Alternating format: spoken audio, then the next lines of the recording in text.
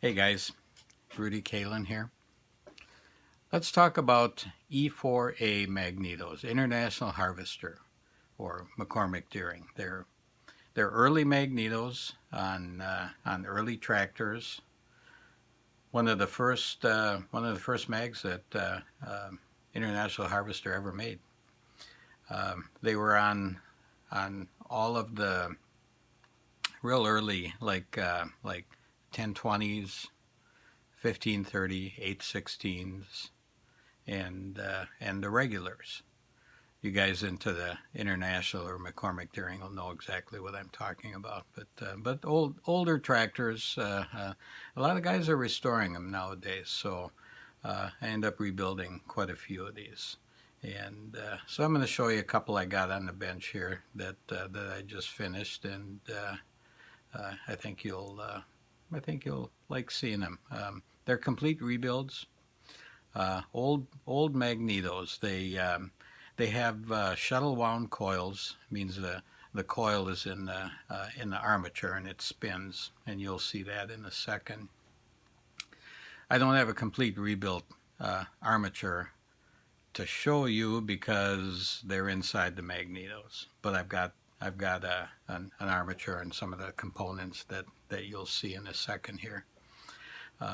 But they're really good magnetos. They spark like crazy. I rebuild a lot of them. I always looking for cores. I do have quite a few of them. They are abundant, so I've got a number of cores here. I try to keep the core charge low to keep them coming in because sometimes it takes two or three to make one good one because something on any given one is worn out. They're very old magnetos. They're from the 20s, but good mags. I go through them completely and rebuild the armature, clean up the housing, bead blast everything, paint the magnet, put a new brass band on them, and you'll see that in a second here. And paint. I said that paint the magnets. I clear coat the cap. Caps, unfortunately, are not available, so I have to use the best one I can find and clean it up, clear coat it. They look great, work great. So we'll turn the camera around here and show you what I got on the bench.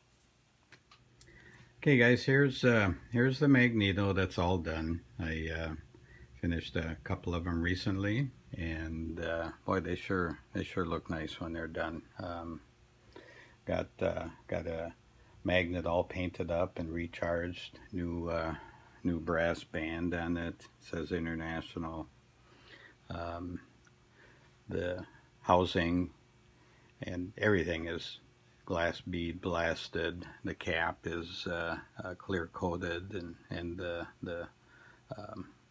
spark plug thumb nuts here are clear coated too, and everything's put together and tested thoroughly. And you'll see the magneto working in just a minute here. But here's a typical armature that's inside of them. Some are better, some are worse. I do get some that are really bad. I've had some that I had to actually use my arbor press to get it out of the magneto. But they have the coil right here. Condenser is kind of buried. It's way inside here. You can see it.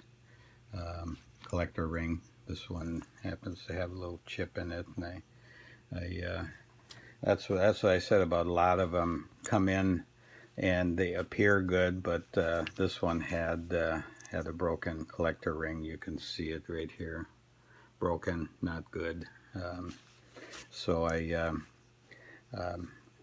need to find a good collector ring to rebuild this armature here. But it'll come apart. It'll get rebuilt and it'll go into another mag. Unfortunately, this front shaft is no good. Everything looks good, but this, I don't know if you can see it, but the shaft actually moves inside this brass casting, so that front end is not going to be used.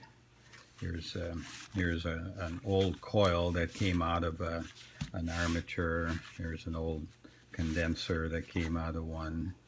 So just to give you an idea what some of them look like. And then I put brand new rewound coil in them. Pretty, isn't it? Nice new coil. I rebuild the condenser. Gets a new condenser. I do have collector rings. I got lots of new old stock and good takeoff condenser or collector rings. I'm sorry. And then armature, which is the heart of the thing, and it probably costs the most to rebuild. So if somebody sends a mag in and the coil's no good and the condenser's always bad, they need to get that armature rebuilt, and it's a pretty costly and time-consuming process, and so you're going to spend more money on that armature than probably the rest of the Magneto. But nice looking mag, and the impulse on this one is the automatic. I'm sorry, the manual impulse. You have to engage the pawl to stop the rotation. See it fall in there, and then it'll wind up the spring and impulse. After it impulses, it kicks that pawl out of the way, and then it'll freewheel. So there you go.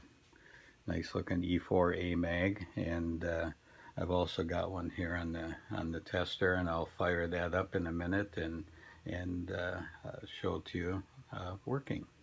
And this is a pretty darn nice nice working mag, and you'll see that in just a minute.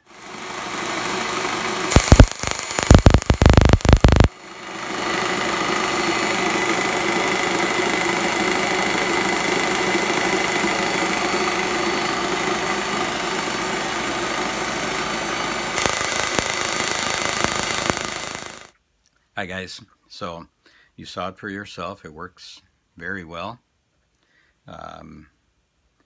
I test them thoroughly and make sure they work great. As you saw, it's sparking on the rack. You may not have seen every single spark, but that's due to the frame rate of these videos. They don't capture every single spark, but trust me, it works wonderfully. So I try to always have one here on hand. I don't always just supply and demand. You know, demand's been very high lately. I must have rebuilt half a dozen of these things in the last month. But I always have them here. Try to anyways. And if not, I'm happy to work on yours. A lot of people send theirs in and have me either just service theirs, get it working, and leave it in its work clothes, or do a complete rebuild like you saw right here on these two that are on my bench. But either way, I'm happy to work on them for you.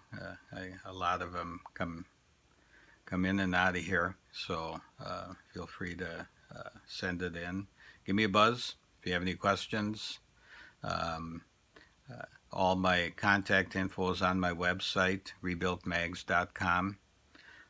You're welcome to ask a question here on YouTube or my Facebook page, rebuiltmags.com. Check out my Facebook page. I put a lot of cool stuff on there. Great photos and information on the Magnetos that I rebuild.